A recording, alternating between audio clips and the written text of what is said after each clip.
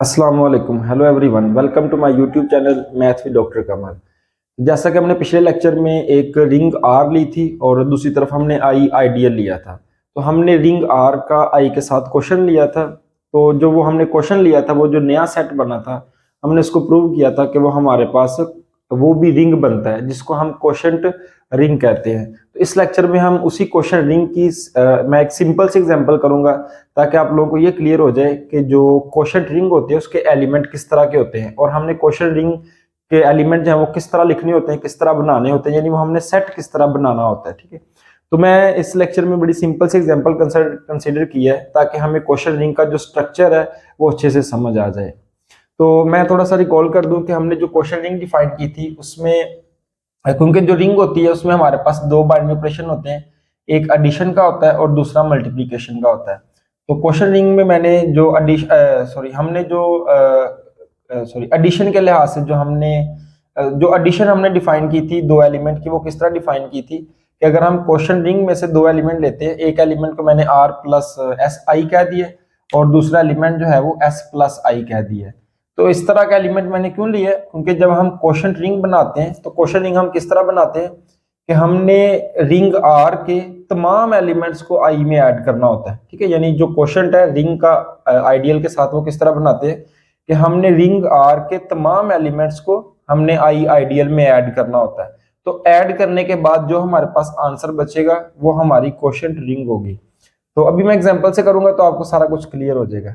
तो इसमें हमने एडिशन किस तरह डिफाइन की थी कि अगर मैं इसके दो एलिमेंट लेता हूं, एक आर प्लस आई और दूसरा एस प्लस आई, इन दोनों को ऐड कैसे करना है, हमने हमने ऐड इस तरह करना है कि हमने सिंपली जो रिंग का एलिमेंट आर आया होगा, जो दूसरा रिंग का एलिमेंट एस आया होगा, इन दोनों को हमने ऐड कर देना है। और ये दो दफा आ रहा है लेकिन हमने दो दफा नहीं लिखना होता, हमने सिर्फ एक दफा लिखना होता है। यानी रिंग के एलिमेंट को रिंग के एलिमेंट में ऐड करके प्लस आई कर देंगे। और इसी तरह जब हम प्रोडक्ट डिफाइन करते हैं तो प्रोडक्ट हमने किस तरह डिफाइन की थी कि जब दो एलिमेंट को मल्टीप्लाई करना है तो आपने सिंपली रिंग के इस एलिमेंट को रिंग के जो दूसरा एलिमेंट आ रहा है उससे मल्टीप्लाई कर देना है और आप लोगों ने प्लस आई कर देना है। तो हमारे पास दो एलिमेंट की प्रोडक्ट हो जाएगी। तो ये वाला अभी प्रोसेस जो मैंने बताया, यानी ये सेट किस तरह बनेगा, ये एडिशन किस तरह करेंगे, ये मल्टीप्लीकेशन किस तरह करेंगे, अभी हम इस एग्जाम्पल से करते हैं। तो इस एग्जाम्पल करने से पहले एक इंपॉर्टेंट बात आप लोगों को मैं बता दूं कि जो क्योंकि रिंग होती है विद रिस्पेक्ट, उसमें एडिशन के लिहाज से भी बाइनरी ऑपरेशन होता है, तो उसमें एडिशन के लिहाज से आइडेंटिटी होनी चाहिए। तो इसमें जो आइडेंटिटी एलिमेंट होता है, यानी जिसको आमतौर पे हम रिंग में जीरो एलिमेंट कहते हैं, इसका जो जीरो एलिमेंट है वो बेसिकली आई के इक्वल होता है। और ये आई के इक्वल हमारे पास कैसे आता है, जब हम, क्योंकि रिंग में हमारे पास जीरो भी होता है, ठीक है, जीरो बिलोंग कर रहा होता है रिंग में से, तो जब इस आर की जगह हम जीरो रखते हैं तो आ जाता है जीरो प्लस आई आता है। तो जब जीरो प्लस आई करते हैं तो वो हमारे पास आई के इक्वल आ जाता है। तो जो क्वोशंट रिंग होती है उसकी जो आइडेंटिटी होती है वो आपके पास आई के इक्वल, यानी आइडियल ही उसकी आइडेंटिटी होती है। ठीक है, तो आमतौर पे आइडेंटिटी जो एक एलिमेंट होता है, लेकिन क्वोशंट रिंग में जो आइडेंटिटी एलिमेंट है वो सिर्फ एक एलिमेंट नहीं होता, होता तो एक एलिमेंट ही है क्वोशंट रिंग का, लेकिन अगर उसको हम देखें अलग करके तो आपके पास पूरा एक सेट बनता है, क्योंकि आइडियल आपके पास एक सबसेट होता है रिंग आर का। यानी जो क्वोशंट रिंग में आइडेंटिटी होती है वो आपके पास सिंपली एक सिंपल सा एलिमेंट नहीं होता, बल्कि वो आपके पास पूरा एक सेट होता है। मैं भी इधर आप लोगों को बताऊंगा। तो यानी इसका जो जीरो एलिमेंट है वो हमारे पास आई के इक्वल होता है। तो इस मैंने एग्जांपल क्या कंसिडर की है कि हमने रिंग जो है सेट ऑफ इंटीजर ले लिए, तो इसके एलिमेंट वो हमें पता है 0 1 2 3 4 5 -1 -2 एंड सो ऑन। और जो मैंने आइडियल कंसिडर किया है वो मैंने 3z आइडियल कंसिडर किया है। तो 3z में एलिमेंट किस तरह के आएंगे, यानी इस पूरे सेट को 3 से मल्टीप्लाई कर दें तो आपके पास 3 के मल्टीपल आ जाएंगे, प्लस वाले भी और माइनस वाले भी। अब जैसा कि मैंने ये बताया था कि क्वोशंट रिंग हम किस तरह डिफाइन करते हैं, हमने रिंग के तमाम एलिमेंट्स को आई आइडियल में ऐड करना है। तो रिंग के तमाम एलिमेंट्स ऐड करने हैं, इसका मतलब है कि ये मेरे पास जो रिंग है इन तमाम एलिमेंट्स को मैंने इस आइडियल में ऐड करना है। ठीक है, आइडियल वैसे ही रहेगा और रिंग के एलिमेंट ऐड होंगे। तो पहले मैंने 0 ऐड करना है, 1 ऐड करना है, 2 3 4 5 6 एंड सो ऑन इनफिनिटी तक ऐड करने हैं। और इसी तरह -1 -2 -3 -4 -5 and so on minus infinity तक ऐड करने हैं। तो इसका मतलब है ये सेट आपके पास क्या बन जाएगा, पहले मैंने आर की जगह 0 रखा है और आई आइडियल की जगह मैंने 3z रखा है। तो आर की जगह 0 रखेंगे, 0 + 3z, और फिर आर की जगह 1 रखेंगे तो 1 + 3z, फिर 2 + 3z, फिर 3 + 3z एंड सो ऑन, ये आपके पास चलता जाएगा इन्फिनिटी तक। और फिर आपने माइनस वाले ऐड करने हैं, -1 + 3z, -2 + 3z and so on, ये भी आपके पास इन्फिनिटी तक जाएंगे। तो बज़ाहिर हमें अभी ये इस तरह का लग रहा है कि इसमें इन्फिनिट एलिमेंट आ रहे हैं, लेकिन अभी हम देखते हैं कि ये हमारे पास इन्फिनिट एलिमेंट नहीं आते, बल्कि हमारे पास ये एलिमेंट रिड्यूस होके थोड़े एलिमेंट बचेंगे। ओके, तो पहले हम ये देखते हैं कि ये हमारे पास सेट क्या बचता है, फिर हम उनकी एडिशन और मल्टीप्लिकेशन भी करेंगे। ओके, तो 0 + 3z करने से तो कोई फर्क नहीं पड़ेगा। तो अगर मैं ये करता हूँ कि 0, थोड़ा नीचे करके लिख लेते हैं, तो 0 + 3z, वो आपके पास 3z ही आ जाएगा, यानी उसको कोई फर्क नहीं पड़ना, 0 ऐड करने से एलिमेंट वही रहेंगे, 0, 3, 6, 9, 12 एंड सो ऑन, और -3, -6, -9 एंड सो ऑन। ओके, अब मैं इसमें 1 ऐड करता हूं तो मेरे पास बचेगा 1 + 3z इक्वल आ जाएगा। तो मैंने 1 को ऐड करना है 3z में, तो आ जाएगा 1 प्लस, तो 3z आपके पास है 0, 3, 6, 9 एंड सो ऑन, और -3, -6, -9 एंड सो ऑन। तो अगर मैं 1 को ऐड करूं तो 0 में ऐड करेंगे तो आपके पास 1 आ जाएगा, 1 को 3 में ऐड करेंगे 4 आ जाएगा, 1 को 6 में ऐड करेंगे 7, 1 को 9 में ऐड करेंगे 10 एंड सो ऑन। और इसी तरह जब माइनस वाले में ऐड करेंगे तो 1 को -3 में ऐड करेंगे -2, -6 में ऐड करेंगे -5, -9 में ऐड करेंगे -8 एंड सो ऑन। तो इस तरह का सेट आ जाएगा। अब हम इसमें 2 + 3z करते हैं, तो जब 2 + 3z करेंगे तो आपके पास आ जाएगा 2 + 0, 3, 6, 9 and so on, -3, -6, -9 and so on. Okay, अब 2 को सब में ऐड करें, 2 को 0 में ऐड करेंगे 2, 2 को 3 में ऐड करेंगे 5, 2 को 6 में ऐड करेंगे 8, 2 को 9 में ऐड करेंगे 11 एंड सो ऑन। और इस तरह -3 में ऐड करेंगे तो -1, -6 में ऐड करेंगे -4, -9 में ऐड करेंगे तो आपके पास -7 एंड सो ऑन, ये वाला सेट आ जाएगा। अब हमने 3 + 3z करना है, तो 3 + 3z करेंगे तो आपके पास आ जाएगा 3 + 0, 3, 6, 9 so on, -3, -6, -9 and so on. तो जब मैं 3 को ऐड करूंगा, 3 को 0 में ऐड करूंगा तो आपके पास 3 आ जाएगा, 3 को 3 में ऐड करूंगा तो 6 आ जाएगा, 3 को आगे आपके पास 9 में ऐड करेंगे तो 12 आ जाएगा एंड सो ऑन। और इसी तरह जब 3 को -3 में ऐड करेंगे तो आंसर 0 आ जाएगा, और 3 को -6 में ऐड करेंगे तो आंसर -3, 3 को -9 में ऐड करेंगे तो आंसर -6 एंड सो ऑन। ठीक है, तो आपके पास ये वाला सेट आ गया। अच्छा, अब अगर हम 4 + 3z करें तो आपके पास आ जाएगा 4 + 0, 3, 6, 9 so on, -3, -6, -9 and so on. तो अगर मैं 4 को ऐड करूं तो 4 को जब 0 में ऐड करूंगा तो 4 आ जाएगा, 4 को 3 में ऐड करूंगा 7, 4 को 6 में ऐड करेंगे 10, 4 को 9 में ऐड करेंगे 13 एंड सो ऑन। तो आपके पास जब 4 को 3 में ऐड -3 में ऐड करेंगे तो आपके पास 1 आ जाएगा, 4 को -6 में ऐड करेंगे तो -2, 4 को -9 में करेंगे तो -5 एंड सो ऑन। तो आपके पास ये वाला सेट आ गया। ओके, अच्छा, इस तरह आप मजीद कंटिन्यू कर सकते हैं, लेकिन मैं यहाँ से आप लोगों को अब एक माइनस वाला भी कर लेते हैं। माइनस वाले में क्या हो रहा है, -1 + 3z करेंगे तो आपके पास आ जाएगा -1 + 0, 3, 6, 9, 12 so on, -3, -6, -9 and so on.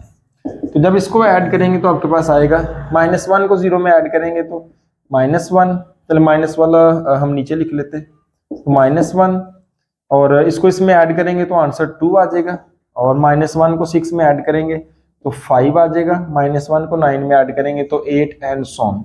और इसी तरह -1 को -3 में करेंगे तो -4, -1 को -6 में करेंगे तो -7 एंड सो ऑन।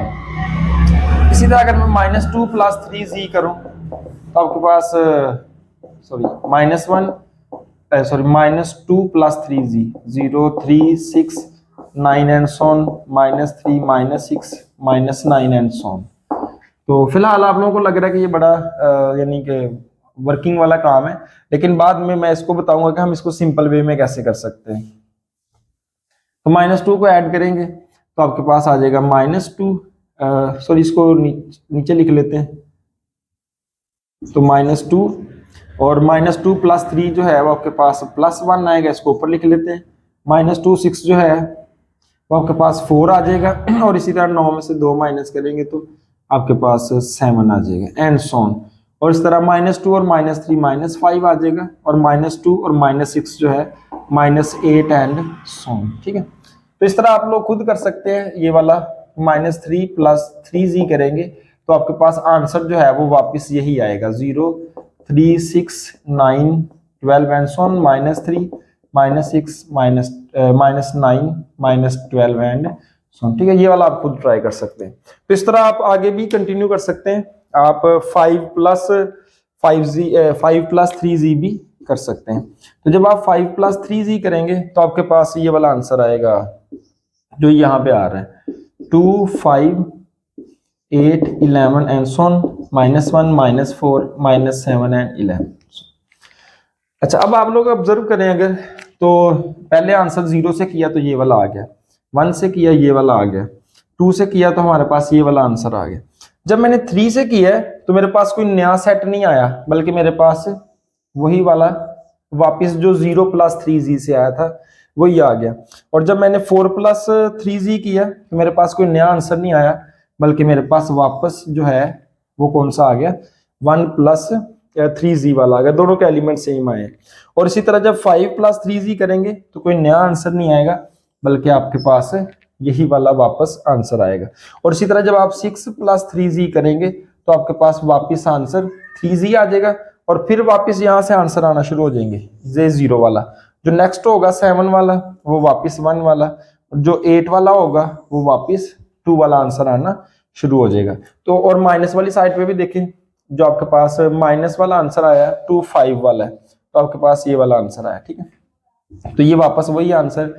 -2 वाले को देखें तो आपके पास ये ऊपर वाला आंसर आया। ठीक है, तो सेम आंसर वापस आ गया। -3 वाला करेंगे तो आपके पास वापस जो आंसर 0 वाला आ गया। तो हम यहाँ पर अगर देखें तो हमारे पास सिर्फ और सिर्फ 3 डिफरेंट आंसर आ रहे हैं, एक 0 से, एक 1 से और 2 से। उसके बाद फिर रेपिटेशन शुरू हो गई है। तो इसको अगर मैं इस तरह लिखूं कि 0 से आंसर, 1 से आंसर और 2 से आंसर जो आए हैं, उसके बाद 3 से भी वही आया है, 4 से भी और 5 से भी, और उसके बाद 6 से भी वही आएगा, 7 से भी वही और 8 से भी वही। और इसी तरह हमने माइनस वाले में देखा है, 0 के बाद -1 वाला है, तो ये आपके पास +2 वाला आया है, तो यानी इसके करस्पॉन्डिंग -1 वाला, और जो आपका 1 वाला आया है वही आपका आंसर जो है वो -2 वाला आया है। तो ये -2 वाला आंसर, और इसी तरह ये वाला -3 वाला आंसर। तो यानी आपके पास सिर्फ और सिर्फ 3 डिफरेंट आंसर आएंगे। तो ये जो मैंने इधर सेट लिखा हुआ है, इसका मतलब है कि ये आपके पास इसमें इनफिनिट एलिमेंट नहीं बचे, क्योंकि हमें पता है सेट में हम रेपिटेशन नहीं लिखते ना। अगर एक मेरे पास सेट इस तरह 1, 1, 2, तो इसको सिंपली हम इस तरह लिखेंगे 1, 2 लिखेंगे। 1 2 दफा आ रहा तो हम 2 दफा सेट में नहीं लिखते। तो इसी तरह मुझे पता चला यहाँ से कि 0 + 3z और 1 + 3z और 2 + 3z जो है वो आपके पास से डिफरेंट आंसर आते हैं। उसके अलावा बाकी जितने आंसर हैं वो इन्हीं में से रिपीट हो रहे हैं। ठीक है, 3 वाला आंसर 0 वाला होगा, 4 वाला 1 वाला, 5 वाला 2 वाला, फिर 6 वाला 7 वाला 8 वाला, 9 10 11, और इसी तरह आपके पास माइनस वाले जो हैं वो भी वापस इन तीनों में से ही आंसर आते हैं। ठीक है, तो इस तरह आपने देखा कि मतलब हम किस तरह इस वाले सेट को हम रिड्यूस करते हैं। जब हमने डिफाइन किया तब हमने रिंग के तमाम एलिमेंट्स को ऐड करना होता है। तो ऐड करने के बाद हम सेट लिख लेते हैं, और फिर हम उसमें से ऑब्जर्व करते हैं कि कौन से एलिमेंट हमारे पास रिपीट हो रहे हैं। तो हमने उन रिपीट एलिमेंट को बार बार नहीं लिखना होता, सिर्फ हमने वहां से एक एलिमेंट लिखना होता है। ठीक है, एक एक करके जो डिफरेंट आ रहे हैं। तो हमारे पास ये जो सेट बना है ये हमारे पास क्वोशिएंट रिंग बना है। ओके, अब मैं जरा सिंपल वे आप लोगों को थोड़ा बता दूं। जो हमने किया है वो सिर्फ मैंने इसलिए किया था कि हमें क्लियर हो वाकई कौन कौन से आंसर डिफरेंट आते हैं और कौन कौन से आंसर सेम आते हैं। तो हमने देखा कि 0 + 3z एक आ गया, एक 1 + 3z डिफरेंट आया है, और दूसरा जो है वो तीसरा जो है वो 2 + 3z आया है। उसके बाद आपके पास 0 जो है वो आपके पास आया 3 + 3z का आंसर जो है वो भी सेम आया है, और इसी तरह 4 प्लस 3z का आंसर भी सेम आया है, और इस तरह आपके पास 5 प्लस 3z का आंसर जो है वो भी सेम आया। ठीक है, ओके। अब अगर हमने इसको कंप्यूट ना करना हो, अगर मैं आपसे ये कहूं कि आप लोगों ने 23 प्लस 3z करना है, तो इसका आंसर इन तीनों में से कौन सा आएगा, हमें ये बताना है। यानी 23 प्लस 3z करेंगे तो इनमें से कौन सा आंसर आना चाहिए हमारे पास।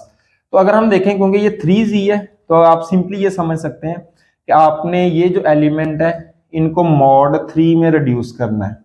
ठीक है, तो मॉड 3 में रिड्यूस करने का ये मतलब है कि आप इसको 3 से डिवाइड करें और जो रिमाइंडर आएगा वो इधर लिख दें। ठीक है, इधर आप लोगों ने क्या करना है, रिमाइंडर लिखना है, रिमाइंडर आफ्टर डिवाइडिंग बाय 3। ठीक है, तो आपके पास ये वाला आंसर आ जाएगा। जैसे इसको 3 को 3 से डिवाइड करें, रिमाइंडर 0 आता है, 0 आ जाएगा। 4 को 3 से डिवाइड करें, रिमाइंडर 1 आता है, तो आपके पास 1 आ गया। 5 को 3 से डिवाइड करें तो रिमाइंडर 2 आता है। इसी तरह अगर मैंने 23 को करना है, तो ये वाला कौन सा आंसर आएगा इसमें से, तो 23 को जब हम 3 से डिवाइड करेंगे तो 7 मल्टीप्लाई करेंगे 21 और 2 आ जाएगा।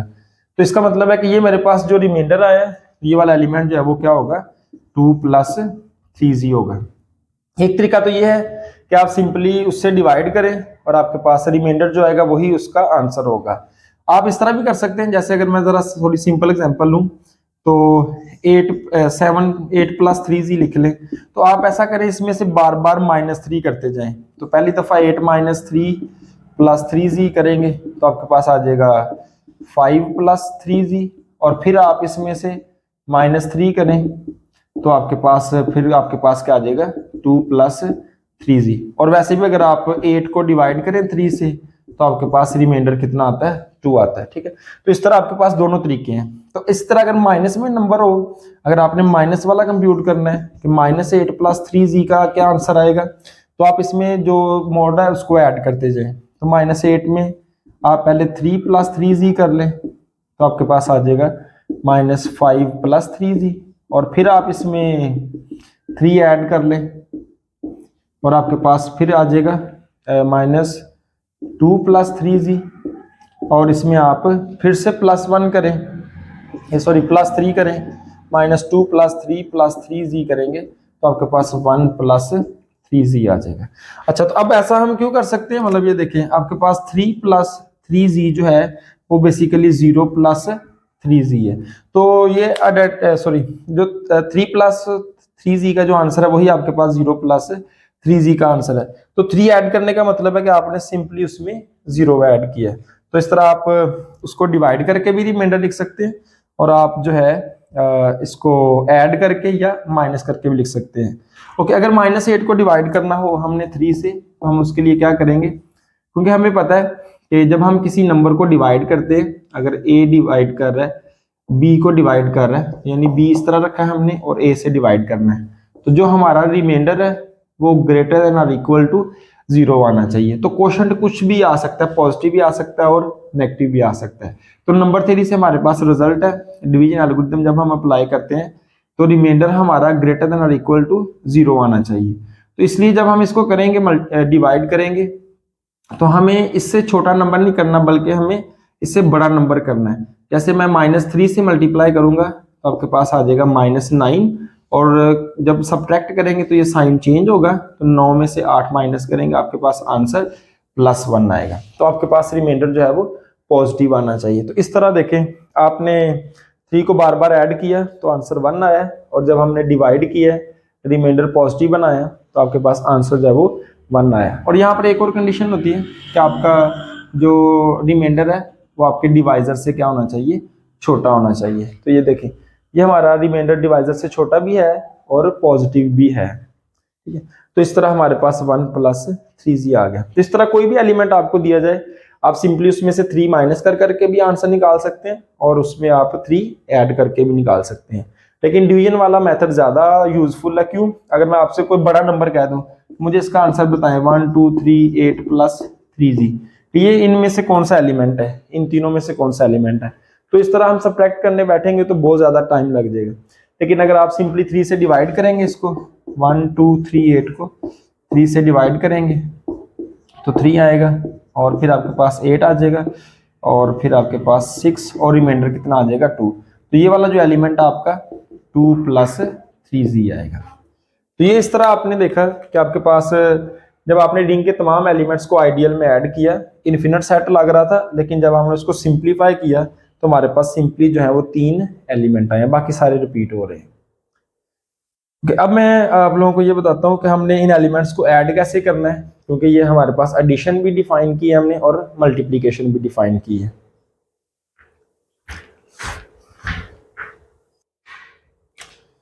ओके, अब हम देखते हैं कि इनको ऐड कैसे करना है। तो मैं पहले अगर इस तरह कहूँ कि हमने इन दो एलिमेंट को ऐड करना है, 1 + 3z को 1 + 3z में ऐड करना है, तो आप जैसा मैंने बताया कि हमें सिर्फ रिंग के एलिमेंट को रिंग के एलिमेंट में ऐड करना है और प्लस i कर देना है। हम सिर्फ और सिर्फ 1 को 1 में ऐड करेंगे तो 2 हो जाएगा, और साथ क्या आ जाएगा 2 + 3z आ जाएगा। अगर मैं इन दोनों को ऐड करना हो 1 + 3z और प्लस 2 + 3z को ऐड करना हो, तो हमने सिर्फ 1 को 1 में ऐड करना है, तो आपके पास आ जाएगा 3 + 3z, और फिर 3 क्योंकि हमने अभी देखा है वो आपके पास किसके इक्वल आता है 0 + 3z के।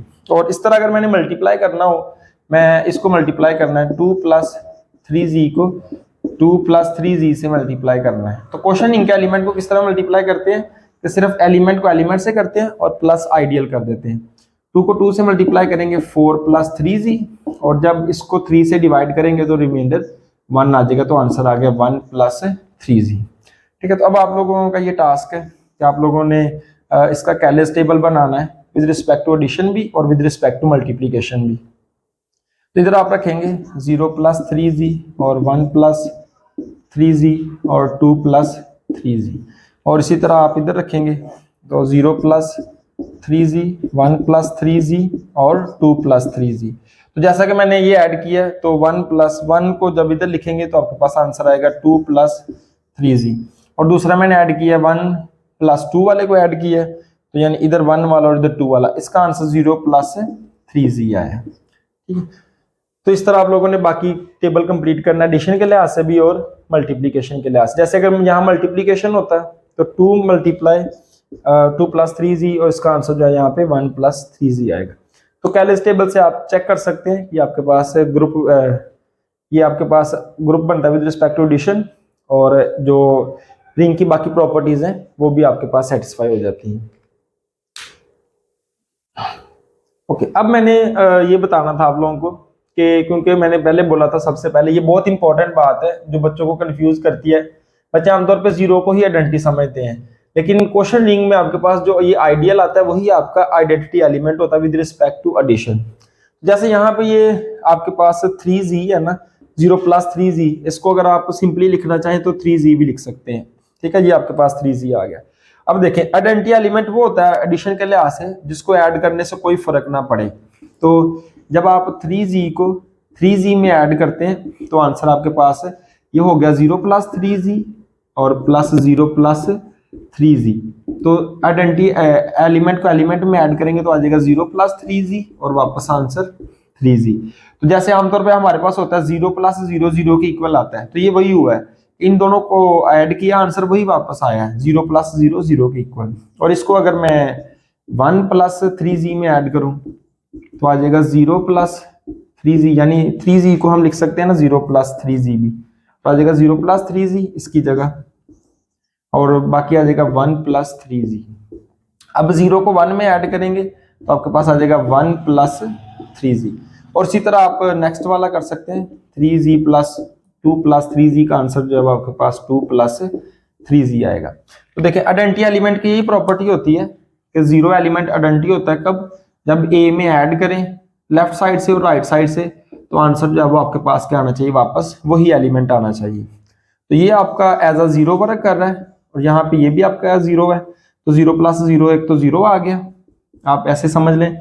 और ये आपका एज अ 0 वर्क कर रहा है, और ये आपका एक element as a a work कर रहा है, तो 0 + a किया तो आंसर वापस जो है वो आपके पास a के इक्वल आया। यहाँ पर ये 0 है और यहाँ पर ये आपका a है, इन दोनों को ऐड किया तो वापस आंसर a आ रहा है। ठीक है, तो ये आपका जो एलिमेंट है ये एज अ आइडेंटिटी वर्क कर रहा है विद रिस्पेक्ट टू एडिशन। ठीक है, तो 3Z यानी एक पूरा सेट है आपके पास, यहाँ पर एक पूरा सेट बन रहा है, तो ये जो पूरा सेट है ये आपका आइडेंटिटी के तौर पे वर्क करता है। आमतौर पे एक एलिमेंट सिर्फ सिंपल 0 होता है जो आइडेंटिटी होता है, लेकिन यहाँ पर जो आइडेंटिटी है वो आपके पास पूरा एक सेट के इक्वल है।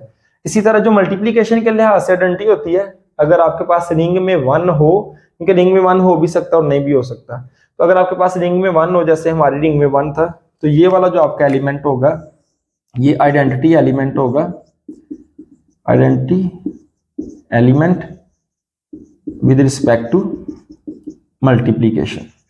ठीक है, तो ये वाला आपका मल्टीप्लीकेशन के लिहाज से आइडेंटिटी एलिमेंट होगा, क्योंकि इसको आप किसी से भी मल्टीप्लाई करेंगे, 2 को 1 से करेंगे 2 आ जाएगा, 1 को 1 से करेंगे 1 आ जाएगा, और इसी तरह नॉन जीरो को आपने मल्टीप्लाई करना है तो आपके पास वही आंसर आ जाएगा। तो इसलिए ये वाला जो एलिमेंट है ये मल्टीप्लीकेशन के लिहाज से आइडेंटिटी बनेगा, और जो 0 + 3Z होगा वो एडिशन के लिहाज से आइडेंटिटी एलिमेंट होगा।